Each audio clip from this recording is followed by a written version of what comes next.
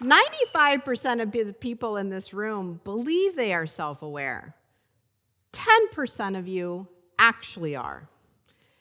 In the next 10 minutes, I want you to courageously step back and challenge yourself in order to step forward. My story of stepping back began at a pivotal moment in my life after a car accident. After my accident, my world changed. I couldn't use my left arm for almost a year. The career that I built and loved was taken away. And if you would have asked me before my accident, I would have been in the 95% that believed I was self-aware. I had to step back, acknowledge my vulnerability, connect on a deeper emotional level, and trust the people around me in order to step forward. I discovered the profound impact of emotional connection on physical and cognitive outcomes. And this sparked my research exploration into the power of reflection and connection.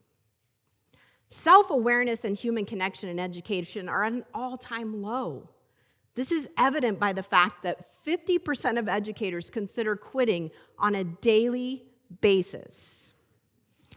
80% of students do not feel connected to their educators. So how do we increase emotional intelligence and empathy in order to create more understanding and supportive environments? First, I invite you to think of an educator that not only filled your mind with knowledge, but touched your heart, leaving an imprint that transcended the walls of the classroom. Why do you remember them? Close your eyes for a moment. Bring yourself back to that time with that educator. What emotions are storing within you? They likely had the ability to connect emotionally, to touch your soul. Open your eyes again. It's a good chance your favorite educator was a disruptor, that they challenged the norm. Educators today must be better equipped to perceive and manage emotions in the classroom, tuning into our emotions and the emotions of our learners. But does the definition of the word educator even include the word emotion? Are educators trained to lean into emotion or just teach the facts? As an educator for over 20 years, I have seen true human connection in education fade. Let's disrupt this. Educators are experts in their field. They have knowledge and skills that can be harnessed and used to train the next generation. But I ask you, is that all an educator is? I say it's a person that shares their expertise by igniting passion through human connection in education. Just imagine a classroom where memorization is not the end goal, but a means to forge a profound connection and knowledge, an emotional connection, a connection that creates emotionally brave spaces, a connection that's deeper than doing. Educators can revolutionize their emotional connection with learners. Now, revolutionary teaching isn't about changing course content, don't worry. It's changing how you connect with the content and with the learner. Without emotional connection, we miss the opportunity for engagement. And without engagement, well, we're merely a sage on the stage. We have unintentionally created voluntary passive learners. We have shifted the focus to an A on an assignment and less on the A's in the aha moments. We have solely placed the burden on educators to fill PowerPoints and create study guides, to disconnect from the passion and reality of the content and teach to the exam. We, the collective we must disrupt this. I am an occupational therapist and educator, and I have become a disruptor, in the best sense of the word. The insights gained from these professions have challenged me to challenge the norms and rethink the way I approach well-being and education. As an occupational therapist, disrupting the status quo means not settling for traditional solutions, but seeking innovative ways to meet the holistic needs of clients.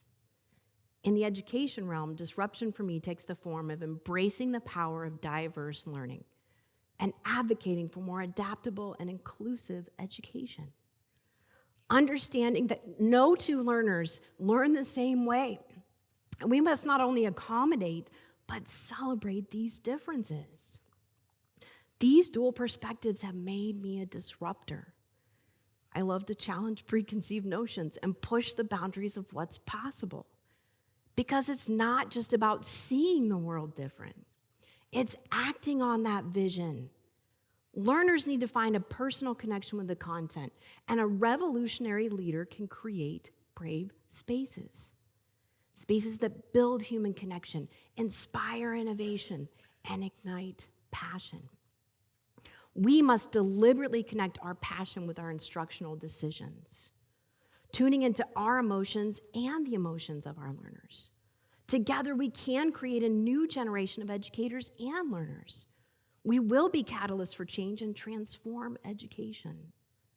In this current era of do more with less, educators are faced with constant challenges, such as increasing class size and rigid class structure. They're faced with the question that I posed at the beginning. How do we create more understanding and supportive environments? Well, first, I'm going to ask you to courageously step back and acknowledge the fact that people in positions of influence are often poor at determining others' emotions. Then we can bravely step forward to the answer, making micro changes that have macro impacts. I discovered the power of the micro change, of embracing the discomfort of bringing feelings into the classroom. Now, anyone that knows me knows that sharing has been a journey for me. Was not always easy to open up and share feelings, especially in the classroom, which, of course, as a good educator, is why I needed to research it. I had to learn to embrace the uncomfortable, because without discomfort, there is no change. Let me share a story with you. Early in my teaching career, I had a student in my class, and they were pretty quiet, not engaging much. And I couldn't tell if they were overwhelmed with the content or struggling with participating, or honestly, I simply just bored them. It wasn't until I allowed time for human connection and emotion that I truly understood. This student was caring for their 4 younger siblings after their mom had been recently diagnosed with a progressive illness. She was waking up early to take them to school, going at lunch to run errands, and staying up till 2 a.m. studying. She wasn't quiet. She wasn't bored. She wasn't being seen. I didn't recognize the extra responsibility that she had, the emotional burden that she carried, or the physical exhaustion that weighed on her. Her classmates weren't aware either, as they were all doing their best to keep up. By creating time in small groups for just 2 minutes at the beginning of class, the human connection was able to grow. I knew from that moment forward that I had to create space for feelings and emotions. I began creating reflective learning journals and offering time and space for students to share their thoughts and articulate their personal journeys. It's not just about seeing the world differently. It's creating these spaces. Each micro change contributes to a larger shift in education. Understanding that educators can create spaces where every person feels seen, heard, and valued. Each micro change contributes to a larger shift in education where every person can flourish. We are not bound by the old definition of educator. I want us to leave education better than we found it, that we are not just passive, but transformative. Close your eyes again. Picture yourself as the educator, the one that builds human connection.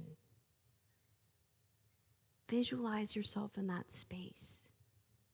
What do you see? How does it feel? Everyone in this room is an educator in some capacity, whether it's educating your friends, your family, your colleagues, or your community. Visualize the change that you want to create. Open your eyes again. It is your obligation and duty to now disrupt the norm, to leave here today and change the status quo, to ignite passion in ourselves and others. Dare to be a memorable educator. Dare to be different. Dare to be brave. and dare to disrupt